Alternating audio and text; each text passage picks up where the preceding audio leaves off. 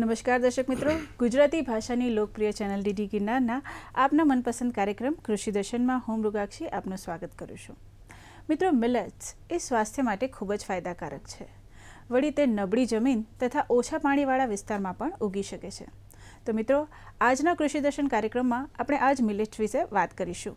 કૃષિ દર્શન કાર્યક્રમનો આજનો વિષય છે ગુણવત્તાસભર મિલેટ ઉત્પાદન માટે ખાતર વ્યવસ્થાપન. વિષય અંતર્ગત માહિતી તથા માર્ગદર્શન પૂરું પાડવા માટે આપણી સાથે સ્ટુડિયોમાં ઉપસ્થિત છે ડૉક્ટર વિનુભાઈ પી રામાણી સાહેબ. એમનો પરિચય આપું તો સાહેબ કૃષિ મહાવિદ્યાલય આણંદ ખાતે આચાર્ય તરીકે ફરજ બજાવે છે. તો ચાલો સાહેબને મળીએ અને તેમની પાસેથી માહિતી તથા માર્ગદર્શન પ્રાપ્ત કરીએ. નમસ્કાર સાહેબ. નમસ્તે. સૌપ્રથમ તમારા કાર્યક્રમમાં તમારું ખૂબ ખૂબ સ્વાગત છે. હવે સાહેબ, આપણે જાણીએ છીએ જેમ મિલેટ્સ ખૂબ જ સ્વાસ્થ્યવર્ધક છે. હવે આ મિલેટ્સ જેને બરછટ અનાજ તરીકે પણ ઓળખવામાં આવે છે, તો એના વિશે શું કહેશો? એ શું છે? ખેડૂત મિત્રો નમસ્કાર. કોઈપણ વનસ્પતિ, છોડ કે પાકના સારા વૃદ્ધિ અને વિકાસ માટે વિવિધ આયામો પૈકી પોષણ વ્યવસ્થા એટલે કે સમતોલ પોષણ વ્યવસ્થા એ એક અગત્યનું અંગ છે. અને આપણે સર્વ જાણીએ છીએ તે રીતે વર્ષ 2023ને આંતરરાષ્ટ્રીય મિલેટ વર્ષ તરીકે આપણે ઉજવી રહ્યા છીએ. ત્યારે તેના પ્રચાર અને પ્રસાર માટે અને એના ભાગરૂપે આજે આપણે ગુણવત્તાસભર મિલેટ્સ ઉત્પાદન માટે પોષણ વ્યવસ્થાપનની ચર્ચા કરીશું. બહેને પૂછ્યું તે રીતે મિલેટ્સ એ શું છે? તો વિવિધ ખેતી પાકો જેવા કે કઠોળ વર્ગના પાકો, ધાન્ય વર્ગના પાકો, શાકભાજીના પાકો, તેલીબિયાના પાકો, આમ ખેતી માટે ફળફળાદી પાકો, આ બધા વિવિધ પાકો છે. તેમાંથી ધાન્ય વર્ગ પૈકી આ મિલેટ્સ છે એ ધાન્ય વર્ગના એક ભાગ તરીકે ધાન્ય વર્ગના જ એક પાકો છે. જી બિલકુલ. હવે સાહેબ, તમે જેમ કીધું કે આ જે મિલેટ્સ છે ધાન્ય વર્ગના જ પાકો છે, તો કયા કયા એવા પાક છે કે કયા કયા એવા અનાજ છે જેને મિલેટ્સ તરીકે ઓળખવામાં આવે છે? આ મિલેટ્સને બીજી ભાષામાં અથવા તો આપણે ગુજરાતીમાં બરછટ અનાજ પણ કહીએ છીએ. તો ખાસ કરીને ગુજરાતને લાગે વળગે ત્યાં સુધી જુવાર, બાજરી, કોદરી, રાગી, સામો, વરી, કાંગ, ચેણો, આ બધા પાકોને ધાન્ય વર્ગના પાકો પૈકી મિલેટ્સ તરીકે એટલે કે બરછટ અનાજ તરીકે સમાવેશ થાય છે. જી બિલકુલ. હવે સાહેબ, આ જેમ આપણે વાત કરી કે ભાઈ મિલેટ્સ જે છે એ ખૂબ જ સ્વાસ્થ્યવર્ધક છે અને એ સિવાય એ ઓછા પાણીવાળા અને નાના અવધા ખર્ચમાં પણ એ ઉગી શકે છે. તો ખાસ કરીને આપણે જાણીએ છીએ કે જેમ 2023નું જે વર્ષ છે એને આંતરરાષ્ટ્રીય મિલેટ્સ વર્ષ તરીકે ઉજવવામાં આવે છે. તો એવી જાહેરાત શેના માટે કરવામાં આવી સાહેબ? સરસ. વિશ્વમાં મિલેટ્સ પાકોનું સૌથી વધુ ઉત્પાદન આપણા ભારત દેશમાં થાય છે. તે ઉચ્ચ પોષક તત્વો, વિવિધ આબોહવા સામે સ્થિતિસ્થાપક, બહેને વાત કરી તે રીતે દુષ્કાળ પ્રતિરોધક એટલે કે ઓછો વરસાદ હોય તો પણ થઈ શકે, પાણીની જરૂર ઓછી પડે છે, જમીન હલકા પ્રતની હોય, રેતાળ હોય તો પણ કરી શકાય છે, નબળી જમીનમાં પણ થઈ શકે છે. આ પાકો આ બધી જ વિપરીત પરિસ્થિતિમાં પણ સારી રીતે વિકાસ પામે છે. આમ જળ, વાયુ પરિવર્તન એટલે કે ક્લાઇમેટ ચેન્જના પ્રશ્નો હોય, આ બધા સમયમાં આ પાકોનું મહત્ત્વ વિશેષ રહેલું છે. કારણ કે વિપરીત પરિસ્થિતિમાં પણ આ પાકોની સારી વૃદ્ધિ, વિકાસ થઈ અને ઉત્પાદન મેળવી શકાય છે. વધુમાં મિલેટ્સના ઉપયોગથી માનવ સ્વાસ્થ્યમાં પણ અસાધારણ ફાયદાઓ જોવા મળેલા છે. અને આ બાબતોને ધ્યાનમાં રાખીને આપણે વર્ષ 2018ને રાષ્ટ્રીય મિલેટ્સ વર્ષ તરીકે જાહેર કરી અને એની સારી રીતે ઉજવણી કરી હતી. અને એના ભાગરૂપે અને વસુધૈવ કુટુંબકમની સંકલ્પનાના ભાગરૂપે તેમજ કૃણવંતો વિશ્વમાં આર્યમ એ આપણા દેશની એક નેમ રહેલી છે. આ બધી બાબતોને ધ્યાનમાં રાખી અને ભારત સરકારે એટલે કે આપણે વિશ્વને રજૂઆત કરી. યુએનઓ એટલે કે યુનાઇટેડ નેશન્સ ઓર્ગેનાઇઝેશન અને વિશ્વ માં ફૂડ એન્ડ એગ્રીકલ્ચર ઓર્ગેનાઇઝેશન સમસ્ત આપણે રજૂઆત કરી કે આપણે આંતરરાષ્ટ્રીય મિલેટ્સ યર તરીકે ઉજવીએ. અને આપણી રજૂઆતને યુએનઓ અને FAO દ્વારા સાંભળી સ્વીકારવામાં આવી અને 2023ને આંતરરાષ્ટ્રીય મિલેટ્સ યર્સ તરીકે જાહેર કરવામાં આવ્યું. અને તેના ભાગરૂપે આજે ખાસ કરીને ભારતમાં પણ રાજ્ય સરકાર અને રાષ્ટ્રીય કક્ષાએ પણ વિવિધ તબક્કાઓમાં વિવિધ રીતે એની ઉજવણી કરવામાં આવે છે. જી બિલકુલ. હવે સાહેબ તમે જેમ કીધું કે ભાઈ આ જે મિલેટ્સ વર્ષ જાહેર થયું છે, હવે ખાસ કરીને ગુજરાત રાજ્યની જો આપણે વાત કરી રહ્યા હોય તો ગુજરાત રાજ્યમાં ક્યાં ક્યાં મિલેટ્સનું ઉત્પાદન થાય છે અથવા તો થઈ શકે છે? રાઈટ, સરસ. આપણા રાજ્યમાં મુખ્યત્વે બાજરી આ બધા મિલેટ્સમાંથી 60થી 65%, ખાસ કરીને 61% જેટલું બાજરી એનું પ્રાધાન્ય છે. જુવાર લગભગ 27% થાય છે. આ બંને પાકો ઘણીવાર મોટા અનાજ તરીકે પણ ઓળખાય છે, કારણ કે એનું ઉત્પાદન પણ વધારે મળે છે અને એનો દાણો પણ મોટો છે. આ સિવાયના જે લઘુ ધાન્ય પાકો જેવા કે કોદરી, આપણે આગળ વાત કરી, નાગલી, રાગી, કાંગ, બંટી, સામો, મોરૈયો, આ બધા પાકોનો સમાવેશ મિલેટ્સમાં અને એમાં ખાસ કરીને હલકા ધાન્ય વર્ગના પાકોમાં થાય છે, કારણ કે આ પાકોના દાણા નાના અને વજનમાં હલકા હોય છે. તેથી ઘણીવાર આ બધા પાકોને આપણે હલકા ધાન્ય પણ કહેવામાં આવે છે. વળી આ પાકોમાંથી બનતી વિવિધ વાનગીઓ પણ આપણને ખાસ કરીને આરોગ્ય છે અને સ્વાસ્થ્ય માટે સારી રહેતી હોય છે. તો આ રીતે ખાસ કરીને બાજરી અને જુવાર ગુજરાતમાં વધારે પ્રમાણમાં સારી રીતે વાવવામાં આવે છે. બાકીના પાકો અલગ અલગ વિસ્તારમાં અલગ અલગ રીતે કરવામાં આવે છે. જી બિલકુલ સાહેબ. તો દર્શક મિત્રો, આ જે મિલેટ્સ છે તો મિલેટ્સનું ઉત્પાદન અને ખાતર વ્યવસ્થાપન આ વિષય અંતર્ગત આપણે હજી ઘણી બધી માહિતી મેળવીશું, પરંતુ અત્યારે કૃષિ દર્શન કાર્યક્રમમાં સમય થઈ ગયો છે કે નાનકડા વિરામનો. તો લઈએ એક વિરામ.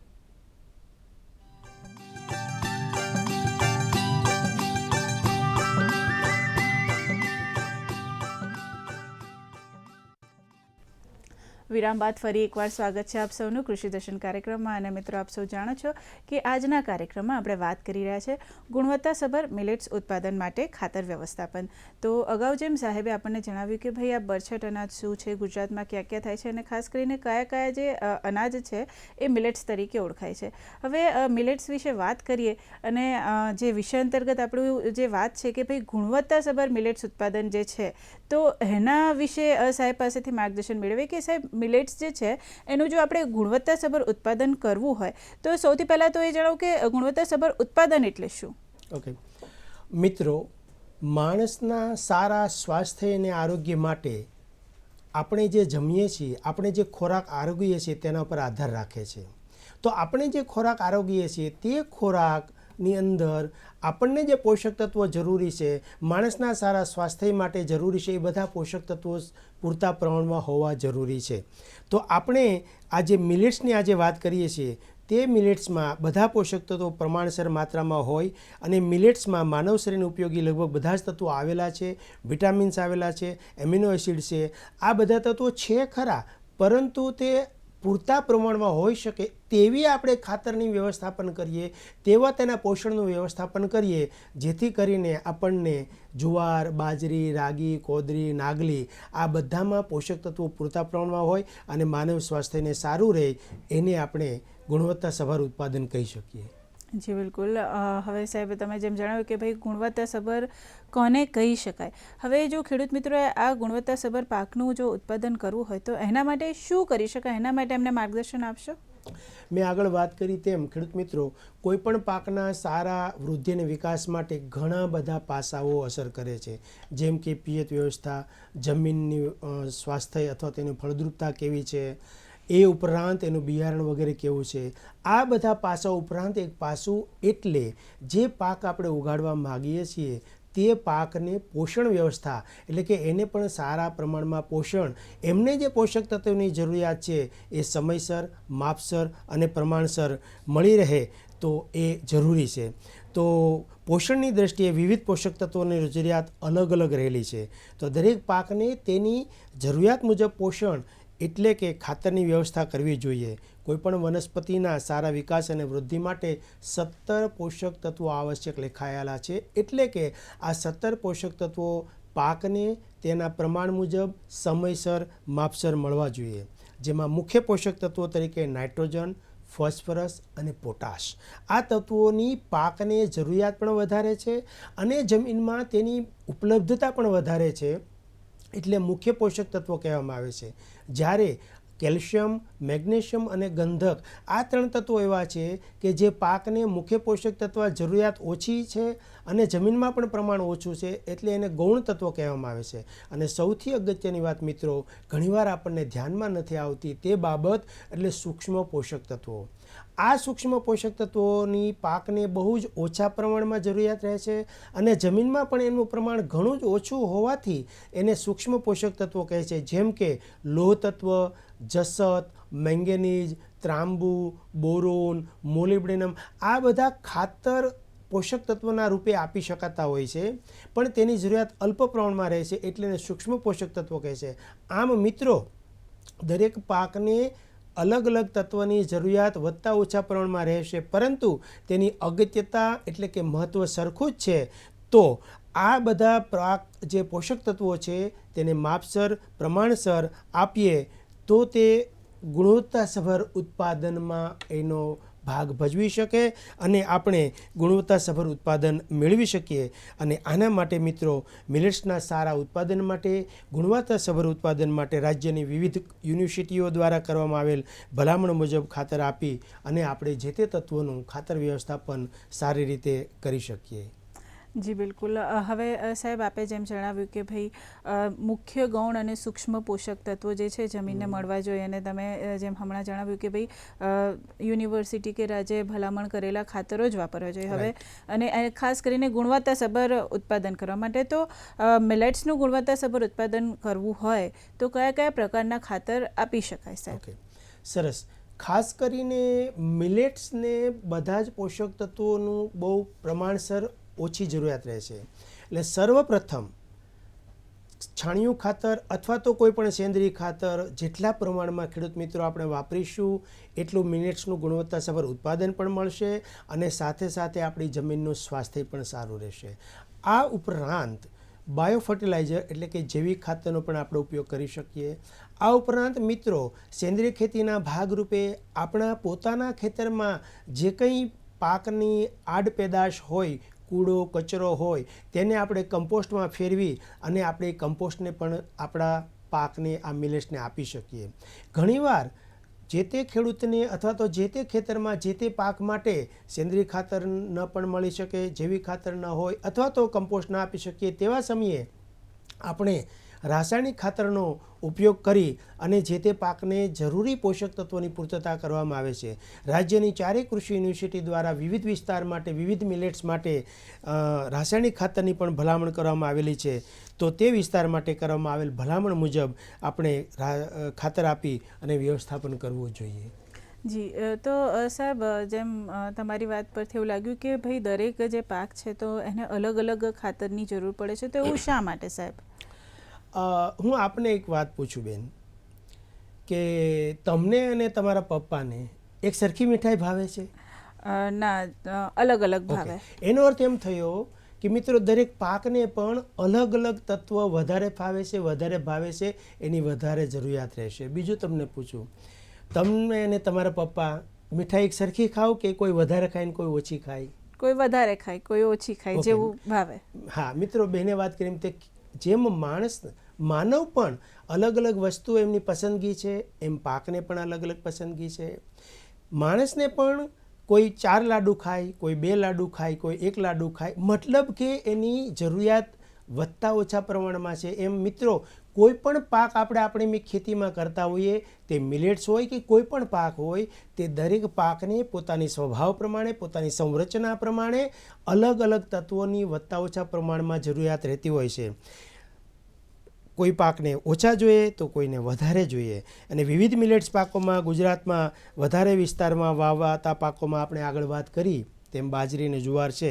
તો મિત્રો, બાજરીથી શરૂઆત કરીએ તો ચોમાસું બાજરીને 5 ટન છાણિયું ખાતર ઉપરાંત 80 કિલોગ્રામ નાઇટ્રોજન અને 40 કિલોગ્રામ ફોસ્ફરસ 1 હેક્ટરે એટલે કે 100 ગુઠામાં આપણે એને આપવું જોઈએ, જેથી બાજરીને પોતાના સારા વૃદ્ધિ અને વિકાસ માટે પોષક તત્વો મળી રહે. આ 80 કિલોગ્રામ નાઇટ્રોજન પૈકી 40 કિલોગ્રામ પાયામાં એટલે કે વાવતી વખતે, 40 કિલોગ્રામ ફોસ્ફરસ અને બાકીનો 40 કિલોગ્રામ નાઇટ્રોજન છે તે બાજરી જ્યારે આપણી 30 દિવસની થાય ત્યારે એને આપણે આપવાની ભલામણ કરવામાં આવે છે. મેં આગળ વાત કરી તેમ વિસ્તાર પ્રમાણે અલગ અલગ હોય, સમય, સિઝન, ઋતુ પ્રમાણે અલગ અલગ હોય. મિત્રો, એમ ઉનાળુ બાજરી જે છે અને ઉત્તર ગુજરાતમાં 160 કિલોગ્રામ નાઇટ્રોજન આપવામાં આવે છે, જ્યારે એને આપણે દક્ષિણ ગુજરાતની વાત કરીએ તો ત્યાં 80 કિલોગ્રામ નાઇટ્રોજનની પૂર્તિ કરવામાં આવે છે અને 160ની જગ્યાએ 120 કિલોગ્રામ નાઇટ્રોજન આપવામાં આવે છે. તો આ રીતે દરેક પાકને ઋતુ પ્રમાણે અલગ અલગ આપવામાં આવે છે. જુવારની વાત કરીએ તો શંકર જુવારને 100 કિલોગ્રામ નાઇટ્રોજન અને 50 કિલોગ્રામ ફોસ્ફરસ આપવામાં આવે છે. અને જુવારની સુધારેલ જાતો જે છે એને 100 કિલોગ્રામ નાઇટ્રોજન અને 50 કિલોગ્રામ ફોસ્ફરસને બદલે 80 કિલોગ્રામ નાઇટ્રોજન અને 40 કિલોગ્રામ ફોસ્ફરસ આપવામાં આવે છે. આમ દરેક પાકને રાજ્યની કૃષિ યુનિવર્સિટી પ્રમાણે જે તે વિસ્તાર માટે ભલામણ કરવામાં આવી છે. મિત્રો, તે મુજબ ખાતર આપવું જોઈએ અને તે મુજબ ખાતર આપવાથી ખોટો ખર્ચ ઘટે છે, ખેતી ખર્ચ ઘટાડી શકાય છે અને ઉત્પાદન વધારી શકાય છે. જી સાહેબ, ખરેખર ખૂબ જ સરસ માર્ગદર્શન પૂરું પાડ્યું અમારા જે દર્શક મિત્રો છે એમને. તો દર્શક મિત્રો, ગુણવત્તાસભર મિલેટ્સ ઉત્પાદન માટે ખાતર વ્યવસ્થાપન આ વિષય અંતર્ગત માહિતી અને માર્ગદર્શનનો દોર આમ જ ચાલુ રહેશે, પરંતુ અહીંયા સમય થઈ ગયો છે કે નાનકડા વિરામનો લઈએ એક વિરામ.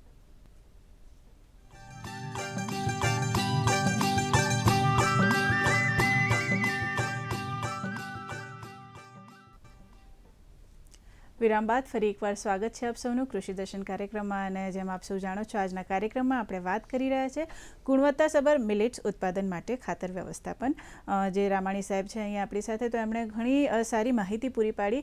ખાસ કરીને વિરામ પહેલાં એમણે કીધું કે ભાઈ જુવાર અને બાજરીના જે પાક છે એમાં કેવી રીતે ખાતર વ્યવસ્થાપન આપવું જોઈએ. હવે સાહેબ, જુવાર અને બાજરી સિવાયના પણ અન્ય લઘુ પાકો છે જેમ આપે જણાવ્યું, તો એની પોષણ વ્યવસ્થા જો કરવી હોય તો એના વિશે શું માર્ગદર્શન આપશો અમારા ખેડૂત મિત્રોને? સરસ. મિત્રો, આપણે ચર્ચા કરી રીતે જુવાર અને બાજરી એ મુખ્ય અનાજ તરીકે પણ ગણવામાં આવે છે. એટલે અને એને ઉત્પાદન વધારે છે એટલે એને પોષણ વધારે જરૂર પડે, પોષક તત્વોની વધારે જરૂર પડે છે. જ્યારે બાકીના કોદરી, નાગલી, બંટી, કાંગ આ બધા પાકો હલકા ધાન્ય પાક તરીકે ગણવામાં આવે છે અને એના પોષણની પણ બહુ ઓછી જરૂરિયાત છે. દાખલા તરીકે આમ રાગી અને કોદરાને 40 કિલોગ્રામ નાઇટ્રોજન અને 20 કિલોગ્રામ ફોસ્ફરસની જ માત્ર જરૂર પડે છે. બાકી બંટી, વરી આ પાકોને માત્ર 20 કિલોગ્રામ નાઇટ્રોજન અને 10 કિલોગ્રામ ફોસ્ફરસની જરૂર પડે છે. બાજરી અને જુવારમાં આપણે વાત કરી હતી 5 ટન છાણિયું ખાતર આપવાનું, જ્યારે આ પાકોને માત્ર 2 ટન છાણિયું ખાતર આપવાની જરૂરિયાત પડે છે. તો આ રીતે મિલેટ્સમાં પણ મુખ્ય મિલેટ્સ તરીકે જે જાણીતા છે જુવાર અને બાજરી, તેને છાણિયું ખાતર એટલે કે સેન્દ્રિય ખાતરની અને રાસાયણિક ખાતરની પણ વધારે જરૂર પડે છે. જ્યારે હલકા ધાન્ય પાકો છે તેને છાણિયું ખાતર પણ માત્ર 2 ટન જ અને રાસાયણિક ખાતર પણ આપણે એને ઓછું આપવાની જરૂર પડે છે. અને આ નાઇટ્રોજન જે છે તે મુખ્યત્વે દરેક પાકોમાં અડધો નાઇટ્રોજન એટલે કે 50% નાઇટ્રોજન પાયામાં આપવાનો, જ્યારે બાકીનો નાઇટ્રોજન એટલે કે બાકીનો અડધો એટલે કે 50% નાઇટ્રોજન પૂરતી ખાતર તરીકે આપણે આપતા હોઈએ છીએ. જી બિલકુલ. હવે સાહેબ, હમણાં આપે જે વાત કરી હતી કે ભાઈ જે પોષક તત્વો છે એમાં મુખ્ય પોષક તત્વો, ગૌણ પોષક તત્વો અને સૂક્ષ્મ પોષક તત્વો, તો શું દરેક પાકને મુખ્ય પોષક તત્વ આપીએ તો ચાલે? આ જે સૂક્ષ્મ અને ગૌણ તત્વ છે એની જરૂરિયાત રહે ખરી? હા, એ એટલા માટે રહી છે, મેં આગળ વાત કરી તેમ કે દરેક પાકને સારા વૃદ્ધિ અને વિકાસ માટે ઓછામાં ઓછા 17 આવશ્યક પોષક તત્વો છે તે હંમેશા જોઈએ જ. આ 17 આવશ્યક પોષક તત્વોમાંથી કોઈપણ એક તત્વનું પ્રમાણ ઓછું હોય તો આપણને ઉત્પાદન એટલું ઓછું મળે. તો મિત્રો, ખાસ કરીને આપણે જ્યારે રાસાયણિક ખાતર વાપરીએ છીએ તે મુખ્યત્વે મુખ્ય પોષક તત્વ અથવા તો ગૌણ તત્વ ધરાવતા હોય છે. કોઈપણ પાક આપણે જમીનમાં કરીએ એટલે જમીનમાંથી તે પાક 17 પોષક તત્વોનો દર વર્ષે ઉપાડ કરે, 17 પોષક તત્વો જમીનમાંથી શોષી લે અને ઉપાડ કરે. સામે પક્ષે આપણે માત્ર મુખ્ય અને ગૌણ પોષક તત્વોની પૂર્તતા કરતા રહેલા છીએ.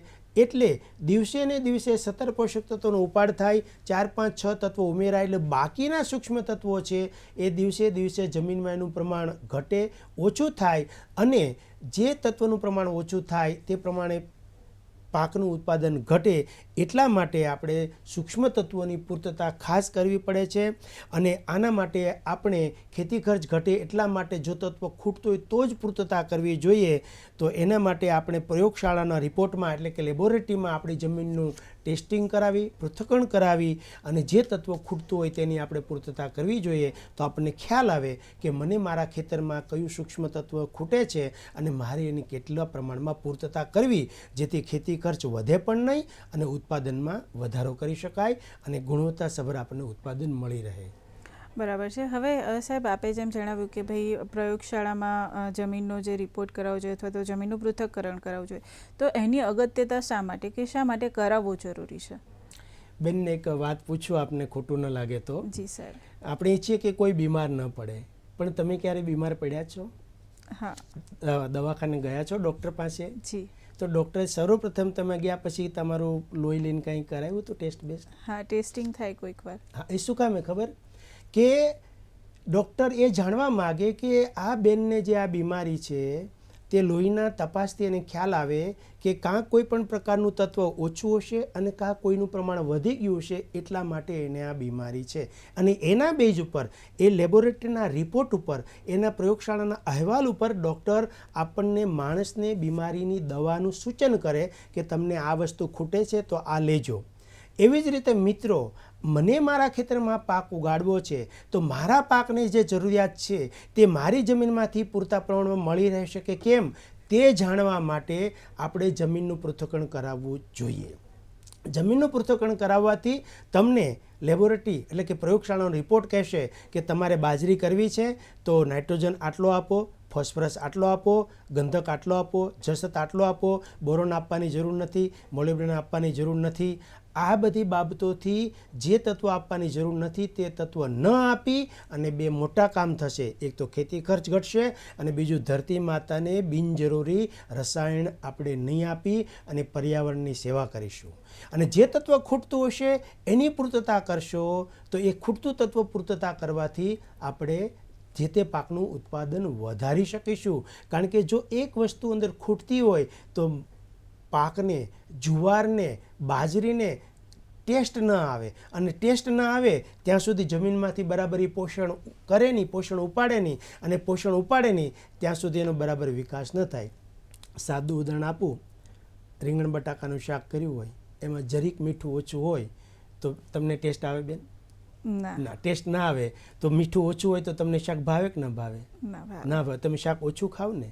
એમ મિત્રો, જમીનમાં એક તત્વ ઓછું હોય ને તો બાજરીનો, જુવારનો બરાબર વિકાસ ન થાય અને જમીનમાંથી પોષક તત્વો પ્રમાણ ઉપાડવાનું ઘટે. એટલે એક તત્વ ઓછું હશે તો વધારે ખર્ચ કરેલો હશે તે પણ લેખે નહીં લાગે. માટે જમીનનું પૃથ્થકરણ કરાવી અને ખેતી ખર્ચ ઘટાડવો જોઈએ.